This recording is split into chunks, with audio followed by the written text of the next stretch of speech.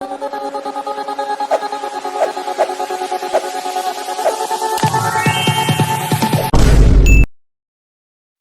Hello viewers, welcome back to our channel. நான் உங்கள் PK வந்தாச்சு.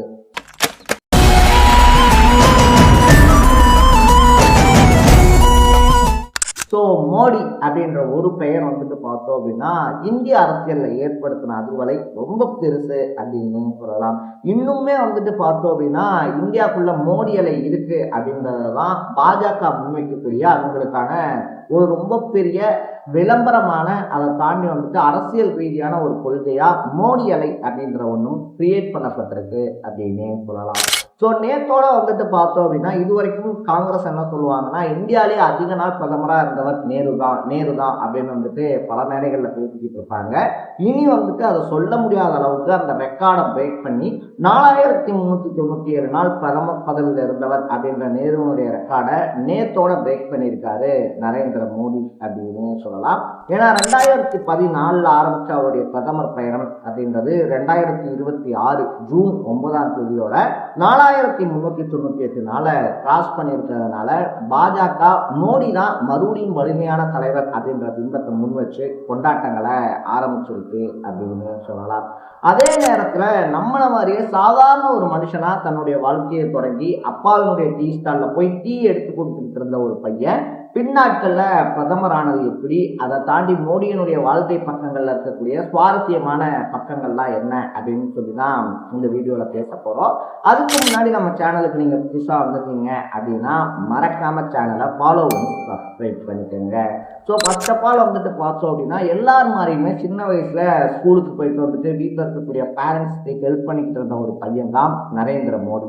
அவருடைய லைஃப்ல வந்துட்டு நம்ம எல்லாருடைய லைஃப்லையும் ஒரு சிலர் வருவாங்க இல்லையா, நம்மளுடைய டிஸ்ட்ராக்ஷனை மாற்றி விட, இல்லைன்னா வந்துட்டு நம்மளுடைய லைஃப்ல நமக்கு கரெக்டான பாத் எது அப்படின்னு சொல்லி அவங்க காமிக்கிறதுக்கு அப்படின்னு சொல்லி எல்லா லைஃப்லையுமே ஒவ்வொருத்தர் வருவாங்க. அப்படி மோடியினுடைய லைஃப்ல உள்ள வந்தவர் தான் வக்கீல் ஐயா அப்படின்னு சொல்லிட்டு அந்த ஏரியா குஜராத்ல மோடி இருந்த ஏரியாவுடைய மக்களால் குறிப்பிடப்படக்கூடிய லட்சுமண ராவ் இமான்தார் அப்படின்னு சொல்லலாம். ஸோ அவரால் தான் வந்துட்டு பார்த்தோம் அப்படின்னா RSSக்குள்ள என்ட்ரி கொடுக்குறாரு மோடி. அன்னைக்கு வந்துட்டு அந்த என்ட்ரி இல்லை அப்படின்னா இன்னைக்கு மோடி இல்லை அப்படின்னு சொல்லக்கூடிய அளவுக்கு அரசியல்ல வந்துட்டு பார்த்தோம் அப்படின்னா மோடிக்கு பிள்ளையார் சுடி போட்டது லட்சுமண் ராவ் இமான்தார் தான். ஸோ அதனாலதான் வந்துட்டு பார்த்தோம் அப்படின்னா மோடி அவரை பத்தியே வந்துட்டு புக்கெல்லாம் கூட பின்னாட்கள்ல எழுதியிருந்தாரு. தேசபத் அப்படின்னு சொல்லிட்டு அவர் யாரு, அவர் தன்னுடைய வாழ்க்கையில எப்படி வழிகாட்டியா இருந்தாரு, தன்னுடைய இந்த உயரத்துக்கு எப்படி அவர் காரணம் அப்படின்ற மாதிரிலாம் எழுதியிருந்தாரு. ஸோ லட்சுமண ராவ்னாலதான் RSSக்குள்ள வராரு மோடி. அதுக்கப்புறமா தொடர்ந்து வந்துட்டு பார்த்தோம் அப்படின்னா உண்மையா மோடியுடைய கவர்மெண்ட் மேலேயோ மோடி மேலேயோ வந்துட்டு பார்த்தோம்னா நம்ம எல்லாத்துக்கும் பல வெறுப்புகள் இருக்கலாம், பல குற்றச்சாட்டுகள் இருக்கலாம். இது எல்லாத்தையும் தாண்டி வந்துட்டு லட்சக்கணக்கான கோடிக்கணக்கான பேர் இருந்த இடத்துல இருந்து முன்னேறி கடுமையான உழைப்பை காட்டி கட்சிக்காக உழைச்சு அதுக்கப்புறமா வந்துட்டு பார்த்தோம் அப்படின்னா படிப்படியா மேலேறி வராரு மோடி. RSSல இயங்கிட்டு இருந்தவரை வந்துட்டு பார்த்தோம் அப்படின்னா டெல்லியில இருந்து பாஜகக்காக வேலை பார்த்துக்கிட்டு இருக்காரு. அக்டோபர் 1ஆம் தேதி அவருக்கு ஒரு போன் வருது.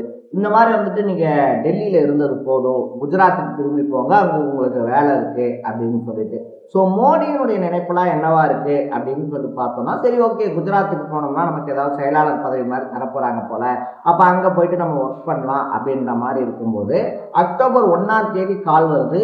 அந்த காலில் வந்துட்டு என்ன சொல்றாங்கன்னா ஈவினிங் மீட் பண்ணணும் அப்படின்னு சொல்றாங்க. சொன்னது வந்துட்டு வாஜ்பாயோட போய் மீட் பண்ணும்போது தான் குஜராத்ல நீங்க தான் முதலமைச்சராக போறீங்க அப்படின்னு சொல்லும்போது மோடிக்கே ஷாக்கு.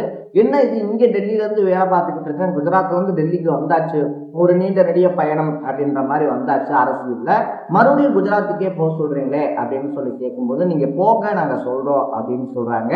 அப்பயுமே மோடி ஒத்துக்கல. அதுக்கப்புறமா வந்துட்டு பார்த்தோம் அப்படின்னா பலகட்ட பேச்சுவார்த்தையெல்லாம் நடத்தி அக்டோபர் 1ஆம் தேதி குஜராத்துக்கு அனுப்பி அக்டோபர் 7 அவரை குஜராத்தினுடைய முதலமைச்சரா மாத்துறாங்க அப்படின்னு சொல்லலாம்.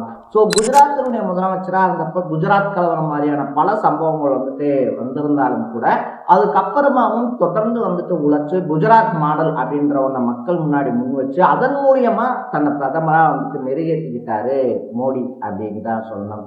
மூணாவது விஷயம், மோடி கவர்மெண்ட்ல நடந்ததுலேயே ரொம்ப பெரிய விஷயம் அப்படின்னா இந்த பணத்தினுடைய மதிப்பிழப்பு இருக்கு இல்லையா, அது வந்துட்டு பலரை பேங்க் வாசல் வெளியில நிக்க வச்சிருந்துச்சு அப்படின்னு சொல்லலாம்.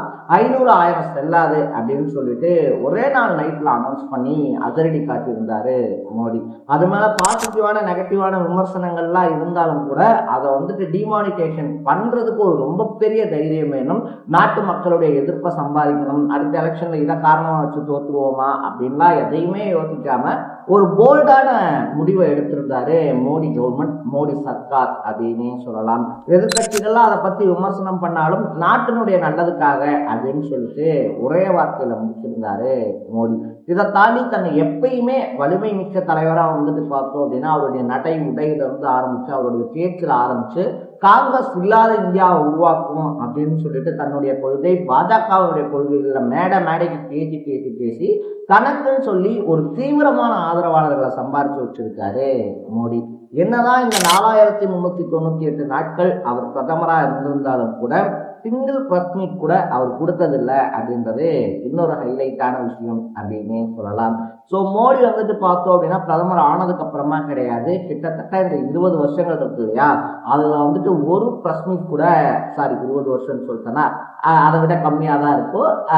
ஐ மீன் வந்துட்டு என்ன சொல்றேன்னா அந்த அவருடைய பதவி காலத்துல வந்துட்டு 2014 ஆரம்பிச்சு ஒரு 12 வருஷம், அந்த 12 வருஷத்துல வந்துட்டு பார்த்தோம் அப்படின்னா அவர் சிங்கிள் பிரஸ் மீட் கூட கொடுக்கல அப்படின்னு தான் சொல்லணும்.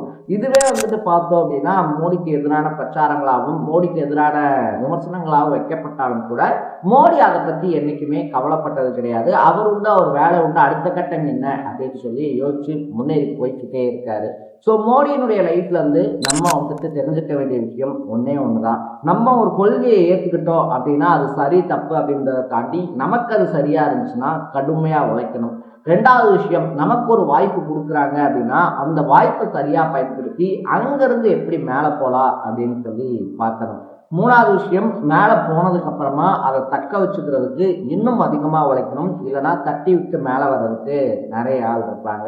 ஸோ இந்த 3 விஷயத்த நம்மளும் நம்ம லைஃப்ல ஃபாலோ பண்ணா போதும், நம்மளும் நெக்ஸ்ட் மோடியா அவங்கவுங்க ஃபீல்டில் வரலாம் அப்படின்றது தான் என்னுடைய பர்சனல் ஒப்பீனியன்.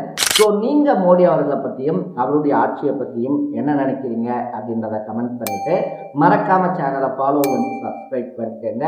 நாளைக்கு இதே மாதிரி ஒரு இன்ட்ரெஸ்டிங்கான வீடியோவோட சந்திக்கலாம். Tata, bye by.